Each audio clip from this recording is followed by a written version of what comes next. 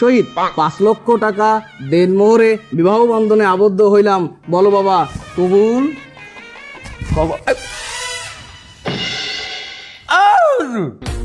আপনি খালি মাইয়ের কাবিনের কথাই উল্লেখ করলেন, কাকা পোলার কাবিনের কথাটা উল্লেখ করবেন না?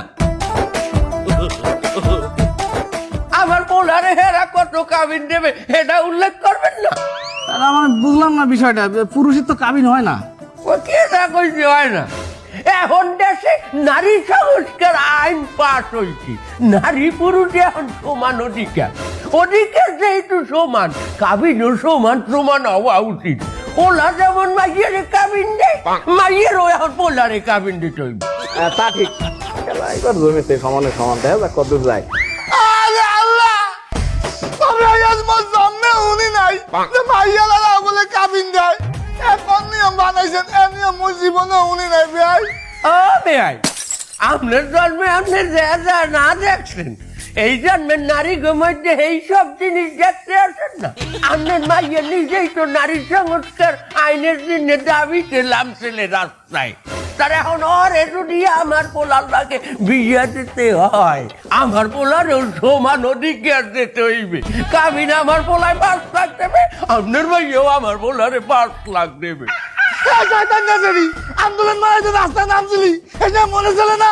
তোর নাম মাইয়া নামে এই দিনটা আমার দেয়া লাগলে তুই রাস্তায় আন্দোলন মানে নামছো, আর এই 5 লাখ টাকা দেবে কিনা খাবি?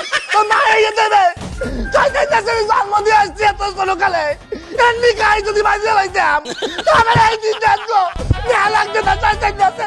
আচ্ছা যাই হোক, আইন সবার জন্য সমান, যেহেতু একটা আইন করা হয়েছে, এখন আমরা এর বাইরে যাইতে পারবো না। ওই কি করে 5 লাখ টাকার মধ্যে হইবে? খরচ করে দিব, তোর মায়েরও লই যাবো খরচ করতে। আচ্ছা বলো, যে বরকেও 5 লক্ষ টাকা দেনমোহর ধার্য করিয়া এই বিবাহ সম্পন্ন হইল। তোর বাসে আন দেখ, তুই নে কর, তুই আন দিয়া তোর বাতারে গল করা লাগবে না। তাই সেরি বলো বাবা, কবুল? কবুল। আসো আসো আসো আসো, ভিতরে আসো। আরে আব্বা মা ভাইয়া, তোমার সবাই কেমন আছো? আসো বস। ভালো আছি না? ঠিক ভালো আছো? বসো বসো, তোমরা বসো। আসসালামু আলাইকুম ভাই। আসসালামু আলাইকুম। ওয়ালাইকুম আসসালাম। তোর সাথে আমার কিছু গুরুত্বপূর্ণ কথা আছে। কি কথা ভাইয়া? বাপ মারে যায় রয়ে গেলাম, 6 মাস পরে এসে নিয়ে যাব। 6 মাস বাবা মা এখানে থাকবে, মানে এখানে বেড়াবে? বেড়াবে কনে? 6 মাস থাকি তুই বরণ পোষণ দিবি, 6 মাস পরে আমি নিয়ে যাব, আবার পরে 6 মাস আমি তোর কাছে দিয়ে যাব। এইসব কি বলছো ভাইয়া? মেয়ে শ্বশুর বাড়ি কি বাবা মা থাকে নাকি? কত কথা বুঝিনি।